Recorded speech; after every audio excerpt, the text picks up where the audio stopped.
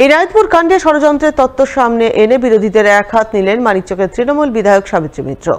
একই সাথে পুলিশি ধরপাকড় অভিযান আর হবে না বলে তিনি আশ্বস্ত করলেন এনায়েতপুরের সাধারণ মানুষকে। উল্লেখ্য, চলতি মাসের 18 তারিখে মালদার মানিকচকের পৃথক পৃথক 10টি এলাকায় বেহাল বিদ্যুৎ পরিষেবার প্রতিবাদে পথ অবরোধ বিক্ষোভের ঘটনা ঘটে। পুলিশ এক এক করে সমস্ত অবরোধ তুলতে সক্ষম হলেও এনায়েতপুরের অবরোধ তুলতে গিয়ে রীতিমতো ধুন্ধুমার কাণ্ড বেঁধে যায়। প্রথমে অবরোধকারীরা পুলিশের গাড়ি ভাঙচুর করে, গাড়ি উল্টে ফেলে পুলিশকে এলাকা ছাড়া করে। এই খবর পেয়ে মানিকচক থানার আইসি পার্থসারথী হালদার বিশাল পুলিশ ও র্যাব বাহিনী নিয়ে ঘটনাস্থলে হাজির হন। তিনি লাঠিচার্জ করে অবরোধ তুলতে গেলে পরিস্থিতি আরও উত্তপ্ত হয়ে ওঠে। উত্তেজিত জনতা পুলিশের উপর হামলা চালায়। সেই হামলায় মানিকচক থানার আইসি সহ কয়েকজন পুলিশ কর্মী রক্তাক্ত হন। ওই সময় পুলিশ কর্মীরা প্রাণ বাঁচাতে একটি বাড়িতে ঢুকে আশ্রয় নেয়, কিন্তু উত্তেজিত জনতা সেই বাড়িতেও ভাঙচুর চালায়, বাড়ি লক্ষ্য করে ইটপাটকেল ছুঁড়তে থাকে। ওই সময় পুলিশ কাঁদানে গ্যাসের সেল ফাটিয়ে পরিস্থিতি নিয়ন্ত্রণে আনার চেষ্টা চালায়, কিন্তু পরিস্থিতি নিয়ন্ত্রণে না এসে উল্টে আরও অগ্নিগর্ভ হয়ে ওঠে। এক সময় উত্তেজিত জনতা বাড়ির বাইরে পেট্রোল ঢেলে বাড়িতে আগুন ধরানোর তোড়জোড় শুরু করে বলে অভিযোগ। ওই সময় প্রাণ বাঁচাতে পুলিশ বাধ্য হয়ে গুলি চালায়। সেই গুলিতে 2 গ্রামবাসী জখম হয়। এই ঘটনার পর পুলিশের তরফে ধরপাকড় অভিযান শুরু হয়, যার জেরে গোটা এলাকা কার্যত পুরুষশূন্য হয়ে পড়ে। এই পরিপ্রেক্ষিতে বুধবার বিকালে এনায়েতপুর এলাকায় সাধারণ মানুষকে আশ্বস্ত করতে সভা করেন মানিকচকের তৃণমূল বিধায়ক সাবিত্রী মিত্র। সেখানে গ্রামবাসীরা বিধায়ককে কাছে পেয়ে নিজেদের অভাব অভিযোগের কথা তুলে ধরেন। কেউ কেউ কান্নায় ভেঙে পড়েন।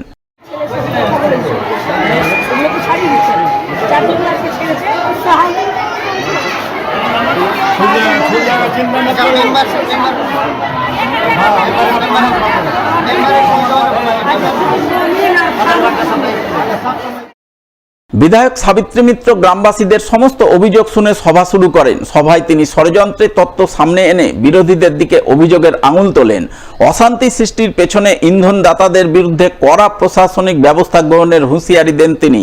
পাশাপাশি সাধারণ গ্রামবাসীদের আশ্বস্ত করে বলেন, এরপর থেকে আর পুলিশি ধরপাকড় অভিযান হবে না। গ্রামবাসীরা শান্তিতে নিজের বাড়িতেই থাকতে পারবেন।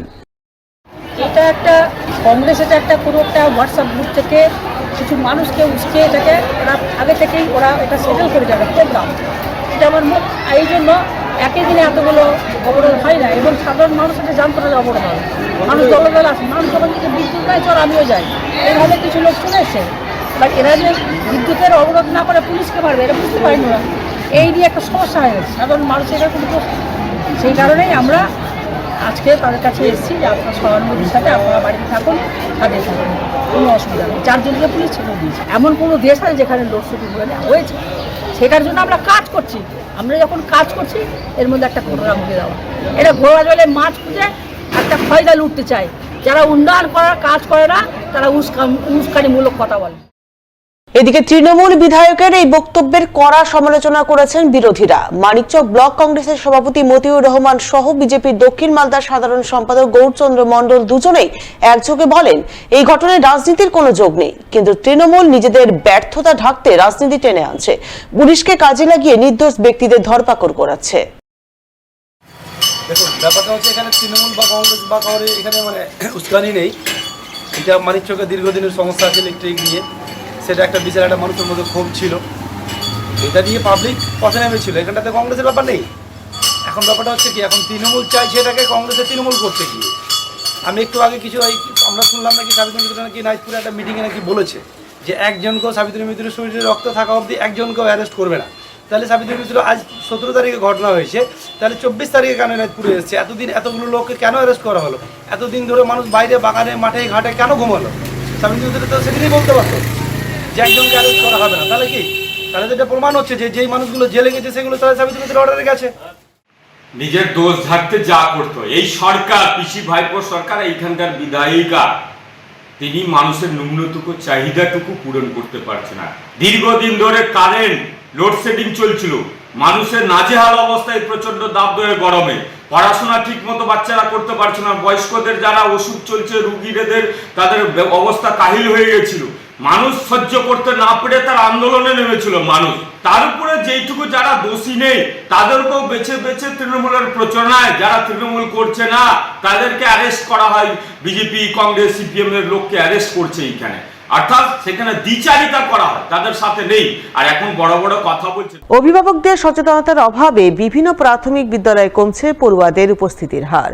বৃহস্পতিবার গাজলে বিভিন্ন প্রাথমিক বিদ্যালয় পরিদর্শনের পর এমনটাই জানালেন মালদা জেলা প্রাথমিক শিক্ষা সংসদ সভাপতি বাসন্তী বর্মন। এদিন সাত সকালেই তিনি মালদার গাজলের বিভিন্ন প্রাথমিক বিদ্যালয় পরিদর্শন করেন। গাজল ব্লকের 3টি সার্কেলের একাধিক বিদ্যালয় ঘুরে দেখেন, কথা বলেন পড়ুয়া সহ শিক্ষক শিক্ষিকাদের সঙ্গে। তিনি বিভিন্ন বিদ্যালয়ের পঠন পাঠনের মান খতিয়ে দেখেন, সেই সঙ্গে পড়ুয়াদের উপস্থিতির হার কতটা রয়েছে সেই ব্যাপারে শিক্ষক শিক্ষিকাদের কাছে প্রয়োজনীয় খোঁজ খবর নেন। এরপর জেলা প্রাথমিক শিক্ষা সংসদ সভাপতি বাসন্তী বর্মন সংবাদ মাধ্যমের মুখোমুখি হয়ে পড়ুয়াদের কম উপস্থিতির হার নিয়ে উদ্বেগ প্রকাশ করেন এবং পড়ুয়াদের কম উপস্থিতির জন্য তিনি অভিভাবকদের সচেতনতার অভাবকেই দায়ী করেন। এটা হরিদাস প্রাইমারি স্কুলে আমি ইন্সপেকশন করছি। এটা গাজল সার্কেলের মধ্যে পড়ছে। বিভিন্ন স্কুলে যাই। এখানে গাজল ব্লকের মধ্যে 3টে সার্কেল আছে, একটা পান্ডুয়া সার্কেল, আর গাজল সার্কেল এবং গাজল নর্থ সার্কেলে। এই 3টে সার্কেলেরই বিভিন্ন স্কুল। তাছাড়াও আমি অন্যান্য বামনগোলাতেও যেমন আমি ওখানেও স্কুল ইন্সপেকশন করি। তবে এখানে নিজের এলাকার জন্য, এখানে যদি এসটি এলাকা, পিছিয়ে পড়া এলাকা, এখানকার আমার পড়াশোনার এটা মানটা কীরকম সেটা যাচাই করার জন্য আমি বিভিন্ন স্কুলে আমি ইন্সপেকশন করি।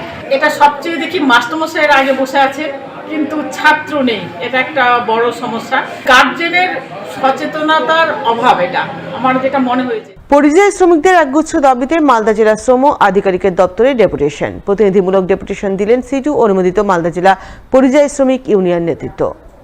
এদিন তারা মালদা শহরের কানির মোড়ে অবস্থিত ডেপুটি লেবার কমিশনার অর্থাৎ জেলা শ্রম দপ্তরের আধিকারিকের নিকট তাদের ডেপুটেশন পেশ করেন। উত্থাপিত দাবিগুলির মধ্যে পরিযায়ী শ্রমিকদের রাজ্যের বাইরে নিরাপত্তা প্রদান, মাসিক 26,000 টাকা মজুরি, অবসরকালীন 10,000 টাকা মাসিক পেনশন, সরকারি বিভিন্ন সুযোগ সুবিধা প্রদান ইত্যাদি ছিল অন্যতম।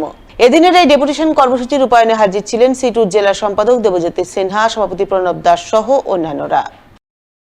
এ রাজ্যে কলকারখানা নাই, 100 দিনের কাজ বন্ধ, বাইরে পেটের টানে চলে যাচ্ছে। এমনকি দেখা যাচ্ছে ছাত্র যুবরাও কলেজে ভর্তি হয়ে তারা পরিযায়ী হয়ে যাচ্ছে। যে 26,000 টাকা ন্যূনতম মজুরি, যেটা সুপ্রিম কোর্টের নির্দেশ, আর 60 বছর হলে পেনশন 10,000, সেইটা দিতে হবে।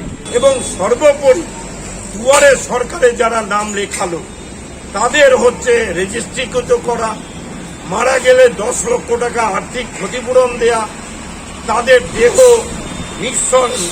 নিখরচায় বাড়িতে আনা, এই সব দাবিতে পিএলসি নিকট আজকে আমরা প্রতিনিধিত্বমূলক ডেপুটেশন দিচ্ছি।